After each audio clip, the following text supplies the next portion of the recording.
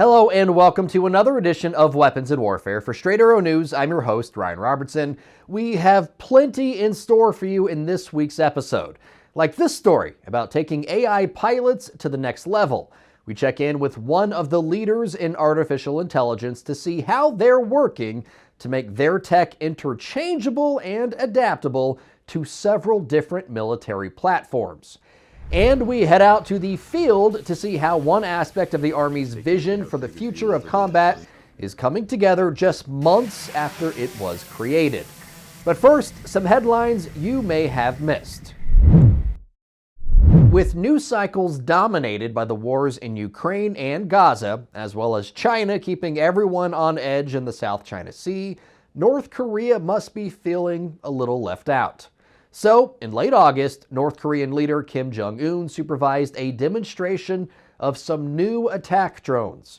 State media says the dictator pledged to increase the development of such weapons to boost his military's war readiness.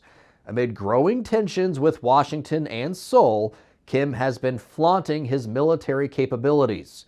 North Korean photos of the test showed what's believed to be a loitering drone crashing into and destroying a target, which resembled a South Korean SK-2 main battle tank.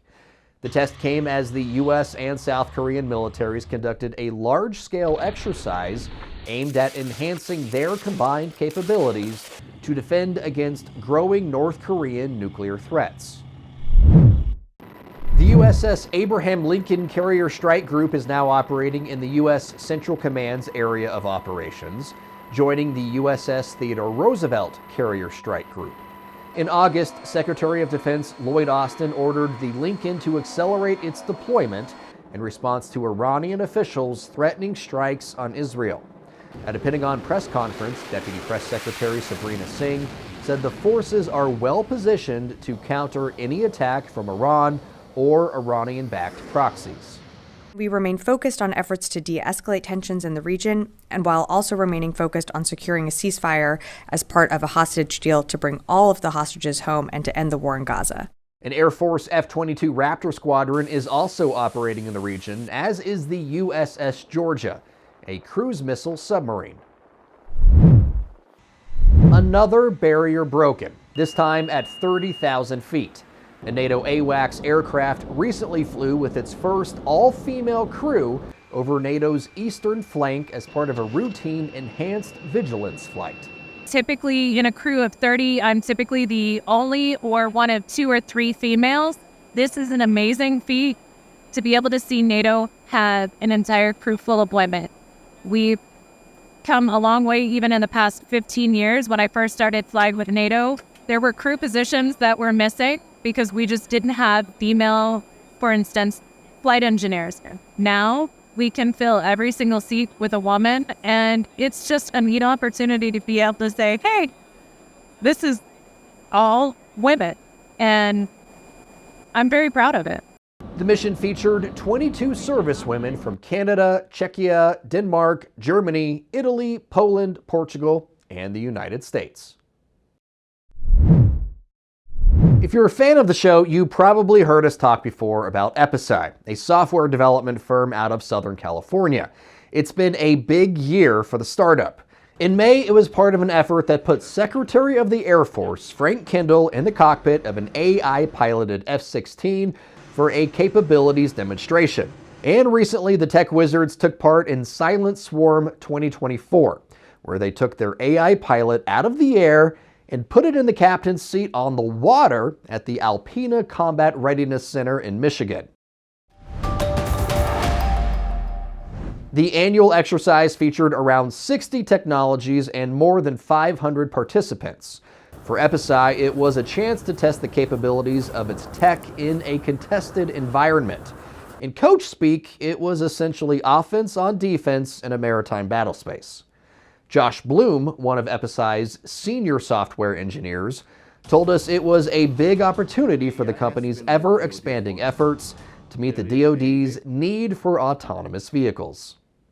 Having the ability to really scale up to 6 boats at Silent Swarm. We've since scaled up to 10 boats in testing. And they've done this in the matter of like 6 months. They've gone from no boats all the way to being able to manufacture. They've got 15 right now. So just getting out on the water and actually testing in these kind of realistic environments is something that really hasn't been done before this. The exercise highlighted the abilities of the team's cross-domain collaborative autonomy technology. Think of it as plug and play, taking their AI out of a jet and running it on 6 Havoc AI Rampage USVs, all while using a single command and control operator to carry out the mission. That's really what the algorithms have been developed for.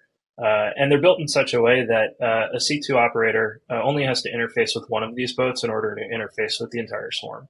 Episi's founder, president, and CEO, Bo Ryu, says working on the water, rather than in the air, provides a very practical means to grow their efforts.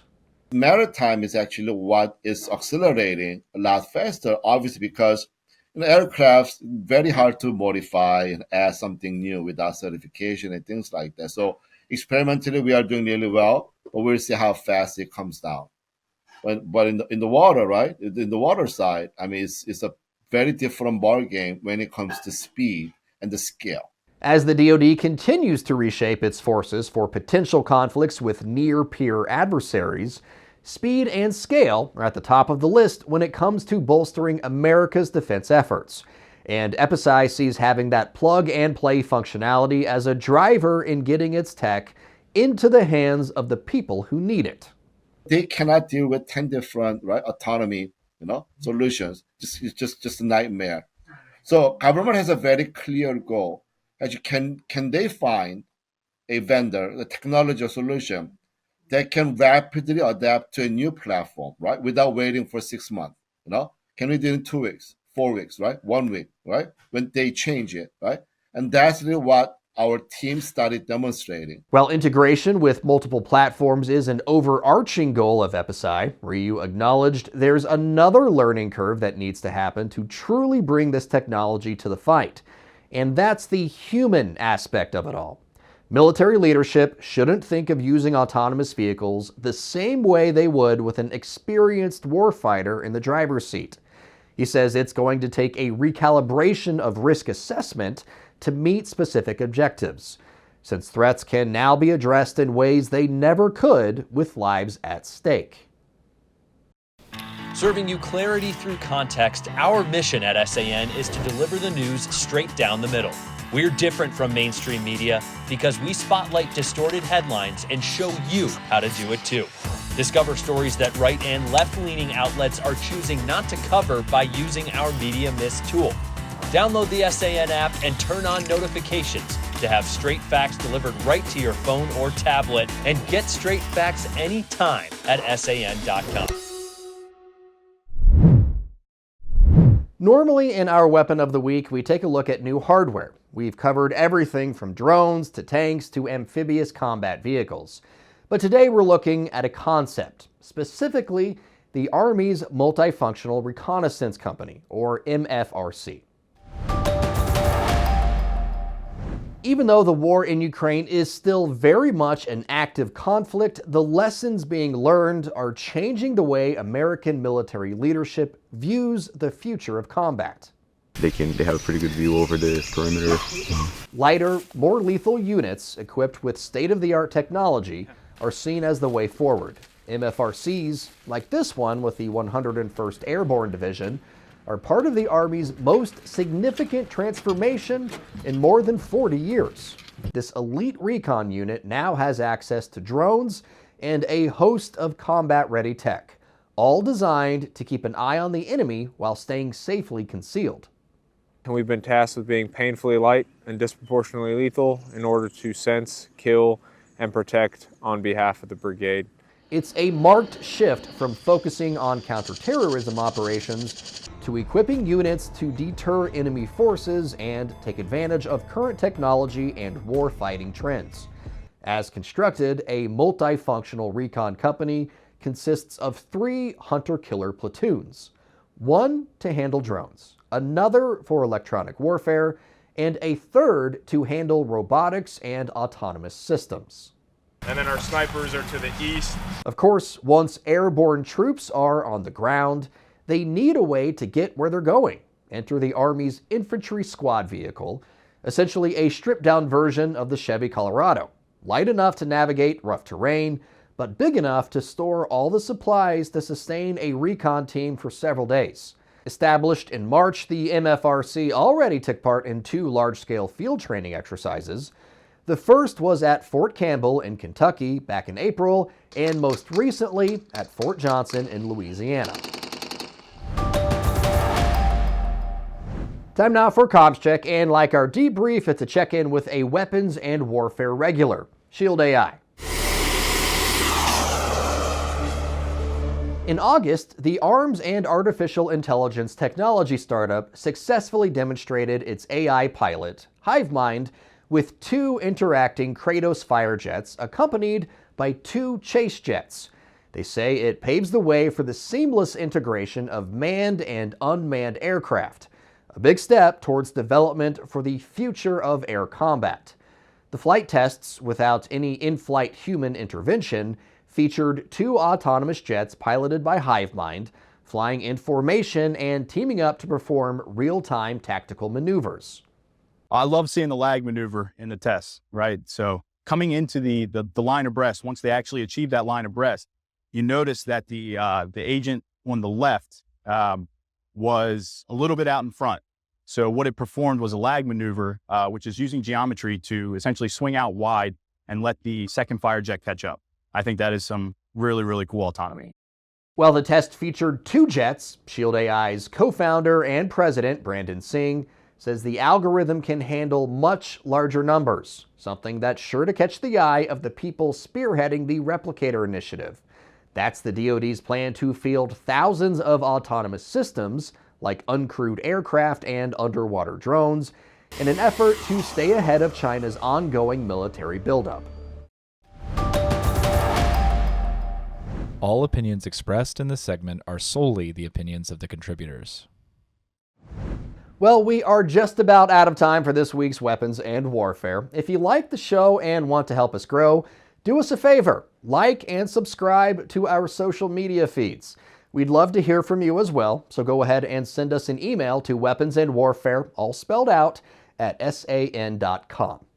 To wrap things up this week, I'm going to speak a little on the importance of names and origin stories. Now, like many men my age, and much to the dismay of our parents, I'm a big fan of comics, the books, the shows, the movies. I just can't get enough.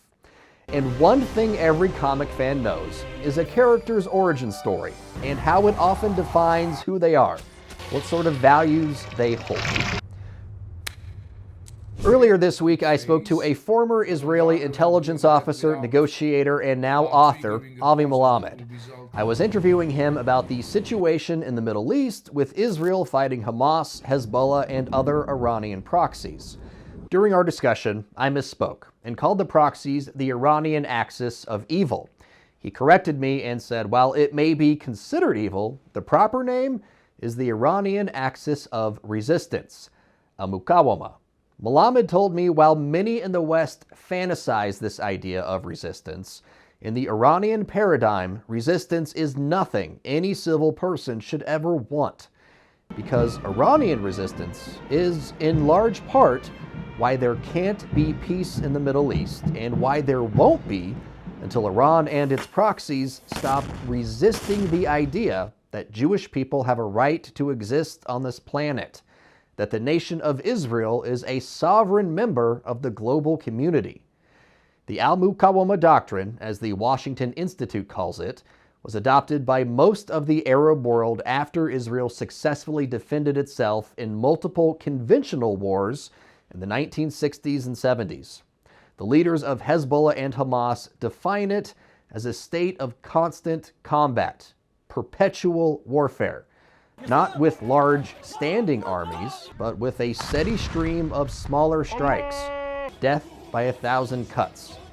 It's because of this doctrine that Israel developed air defense systems like the Iron Dome. Even the name Hamas is an acronym for Harakat al-Muqawama al-Islamiyah, or the Islamic Resistance Movement. Its origin story and its name defines the terrorist organization as one committed to constant war. So it should not come as a surprise when the group's leaders consistently reject peace offers and ceasefire deals, because those concepts are antithetical to their core beliefs. These characters are trapped by their origin stories, unlikely to ever change. Some new characters may be introduced at some point. Whether that will be enough to change this current arc, though, remains to be seen. For senior producer Brett Baker, video editor Brian Spencer, and graphics artist Dakota Patillo, I'm Ryan Robertson with Straight Arrow News, signing off.